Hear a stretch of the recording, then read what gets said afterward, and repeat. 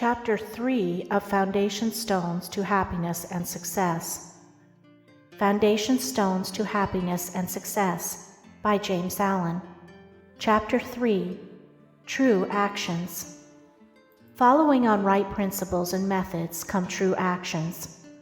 One who is striving to grasp true principles and work with sound methods will soon come to perceive that details of conduct cannot be overlooked, that, indeed, those details are fundamentally distinctive or creative, according to their nature, and are of deep significance and comprehensive importance, and this perception and knowledge of the nature and power of passing actions will gradually open and grow within him as an added vision, a new revelation. As he acquires this insight, his progress will be more rapid, his pathway in life more sure, his days more serene and peaceful. In all things, he will go the true and direct way, unswayed and untroubled by the external forces that play around and about him.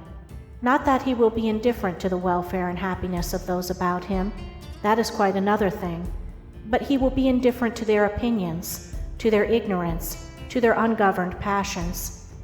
By true actions, indeed, is meant acting rightly towards others, and the right doer knows that his actions, in accordance with truth, are but for the happiness of those about him, and he will do them even though an occasion may arise when someone near to him may advise or implore him to do otherwise. True actions may easily be distinguished from false by all who wish so to distinguish, in order that they may avoid false action and adopt true. As in the material world, we distinguish things by their form, color, size, etc., choosing those things which we require, and putting by those things which are not useful to us. So in the spiritual world of deeds, we can distinguish between those that are bad and those that are good by their nature, their aim, and their effect, and can choose and adopt those that are good and ignore those that are bad. In all forms of progress, avoidance of the bad always precedes acceptance and knowledge of the good. Just as a child at school learns to do its lessons right by having repeatedly pointed out to it how it has done them wrong, if one does not know what is wrong and how to avoid it, how can he know what is right and how to practice it? Bad or untrue, actions are those that spring from a consideration of one's own happiness only, and ignore the happiness of others, that arise in violent disturbances of the mind and unlawful desires, or that call for concealment in order to avoid undesirable complications.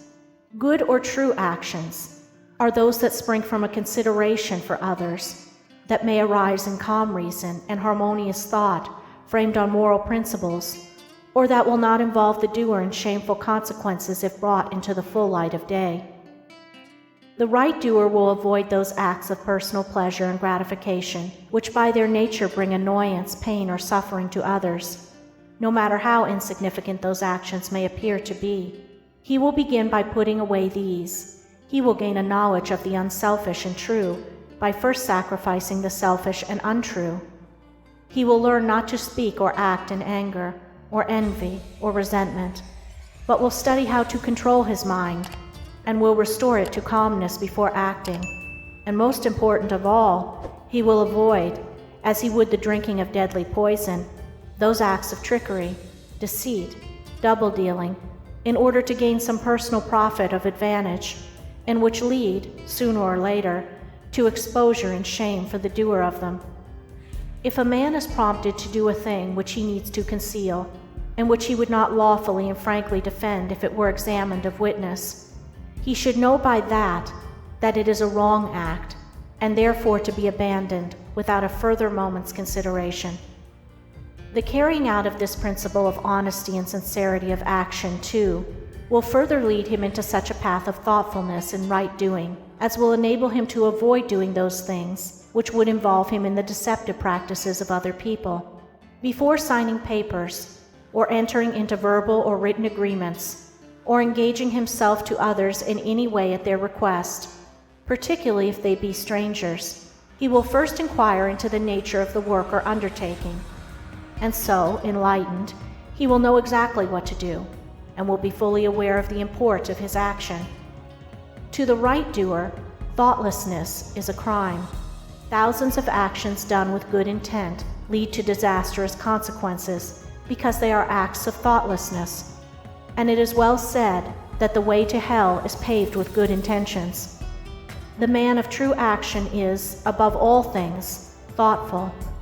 Be ye therefore wise as serpents and harmless as doves. The term thoughtlessness covers a wide field in the realm of deeds. It is only by increasing in thoughtfulness that a man can come to understand the nature of actions, and can, thereby, acquire the power of always doing that which is right. It is impossible for a man to be thoughtful and act foolishly. Thoughtfulness embraces wisdom. It is not enough that an action is prompted by a good impulse or intention. It must arise in thoughtful consideration, if it is to be a true action. And the man who wishes to be permanently happy in himself and a power for good to others must concern himself only with true actions. "I did it with the best of intentions" is a poor excuse from one who has thoughtlessly involved himself in the wrongdoing of others. His bitter experience should teach him to act more thoughtfully in the future. True actions can only spring from a true mind, and therefore while a man is learning to distinguish and choose between the false and the true, he is correcting and perfecting his mind, and is thereby rendering it more harmonious and felicitous, more efficient and powerful.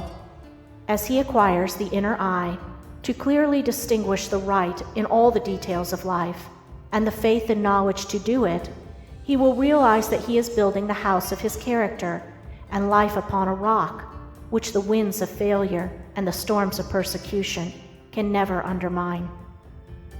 End of chapter 3.